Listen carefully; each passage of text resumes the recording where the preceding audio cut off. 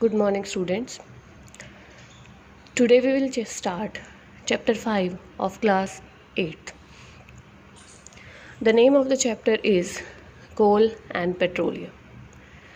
तो सबसे पहले कोल पेट्रोलियम स्टार्ट करने से पहले हमें ये पता होना चाहिए कि कोल पेट्रोलियम क्या है. These are resources. और रिसोर्सेज क्या होते हैं? Resources which are used by man for their survival and welfare.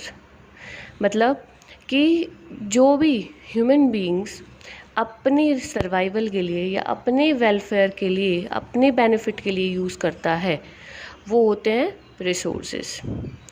Now these resources are of two types, natural and man made. Natural resources, as the name indicates, कि natural resources जो हमें nature से मिलते हैं. So the resources which are obtain from the nature, जो nature से मिलते हैं वो हैं नेचुरल रिसोर्सेज.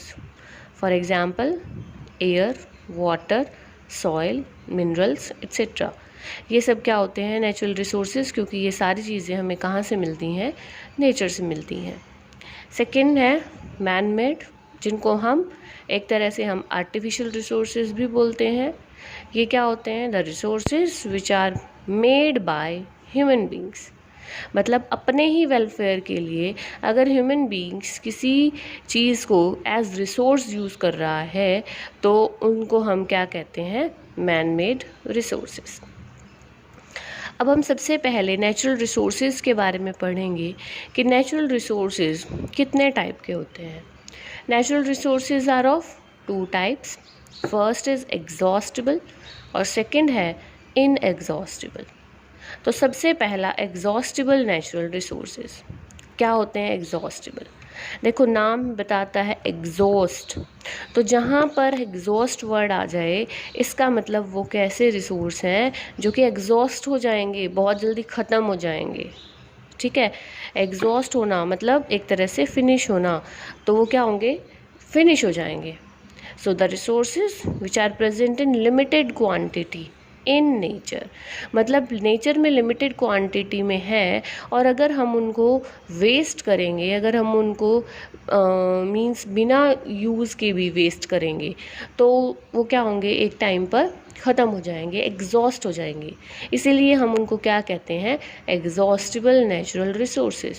क्यों ख़त्म हो जाएंगे? क्योंकि वो लिमिटेड क्वांटिटी में है और उनको बनने में बहुत टाइम लगता है, ईज़िली फिर वो जल्दी नहीं बन पाते, तो इसीलिए हम उनको एग्जॉस्टिबल नेचुरल रिसोर्सेज बोलते हैं. For example forest, wildlife, coal, petroleum, natural gas. ये सब क्या है? देखो अगर फॉरेस्ट है, अगर हम फॉरेस्ट को कट कर देंगे तो क्या होगा? जल्दी सी प्लांट की ग्रोथ उतनी ही दोबारा थोड़ी हो पाएगी. वाइल्ड लाइफ, अगर जैसे बहुत सारे एनिमल्स ऐसे हैं जो अभी अर्थ पर हैं ही नहीं. ठीक है, क्यों? क्योंकि किसी न किसी रीज़न से या ह्यूमन बीइंग्स ने उनको किल कर दिया, जिससे कि वो वाइल्ड लाइफ ख़त्म हो चुकी है. जैसे आपको पता है डायनासोर अर्थ पर नहीं है. एक बर्ड है डोडो बर्ड, जिसके बारे में आपने सुना होगा. तो ये जो है वो बहुत कम है. कोल, पेट्रोलियम, नेचुरल गैस, ये सब भी क्या होते हैं? These are also exhaustible natural resources, जो कि अगर हम उनको वेस्ट करेंगे तो वो ख़त्म हो जाएंगे, एग्जॉस्ट हो जाएंगे. नेक्स्ट है inexhaustible natural resources, just opposite to exhaustible. मतलब एग्जॉस्टिबल को तो यूज़ करेंगे तो वो जल्दी ख़त्म हो जाएंगे, लेकिन ये है इनएग्जॉस्टिबल, ये अनलिमिटेड क्वांटिटी में है और उनको हम कैसे भी यूज़ करें वो कभी ख़त्म नहीं होंगे.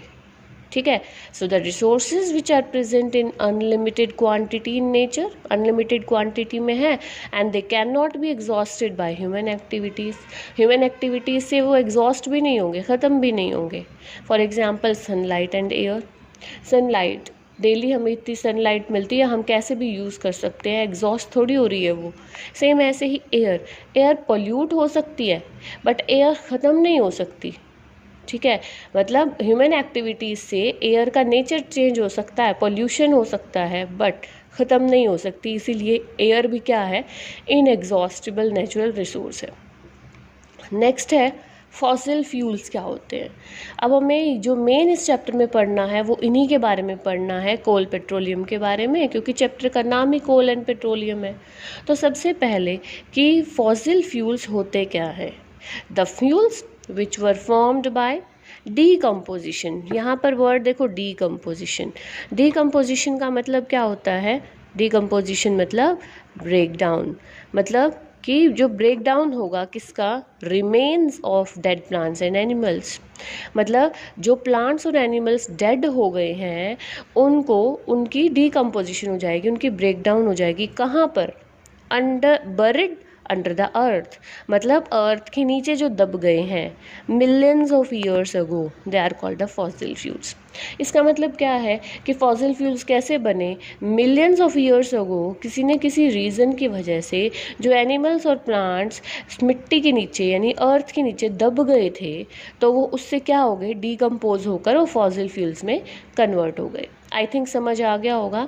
एक बार दोबारा बता देती हूँ फॉसिल फ्यूल्स कि मिलियंस ऑफ ईयर्स अगो, बहुत सालों पहले जो एनिमल्स और प्लांट्स डेड होकर मिट्टी के नीचे दब गए थे, अर्थ के नीचे दब गए थे, बरिड अंडर द अर्थ, तो उनसे वो किस में कन्वर्ट हो गए, डीकम्पोज होने के बाद वो कन्वर्ट हो गए हैं फॉसिल फ्यूल्स में। यहाँ से एग्जाम्पल क्या है, coal petroleum and natural gas, ये क्या होते हैं, these are the fossil fuels. तो आज हम जस्ट इस चैप्टर की इतनी इंट्रोडक्शन पढ़ रहे हैं। नेक्स्ट से हम स्टार्ट करेंगे कि कोल क्या होता है और कोल के प्रोडक्ट्स क्या होते हैं।